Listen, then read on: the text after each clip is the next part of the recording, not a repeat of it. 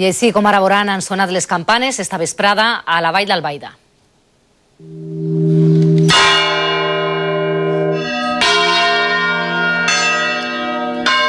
Sis pobles han tocat de forma manual al mateix temps per commemorar la guerra contra les tropes napoleòniques al 1812. En la coneguda com Batalla del Raboser moriren 150 veïns. Avui la colla de campaners toca a difunts per a retre-li homenatge i recuperar així una tradició que complís 8 segles.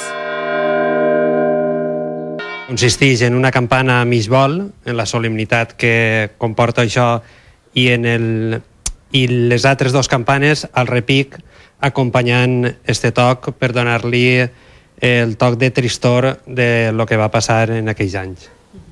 El cine aposta esta setmana pels superherois de còmic de la factoria Marvel. Són los Vengadores. Per a fer ombra a esta superproducció més esperada de l'any,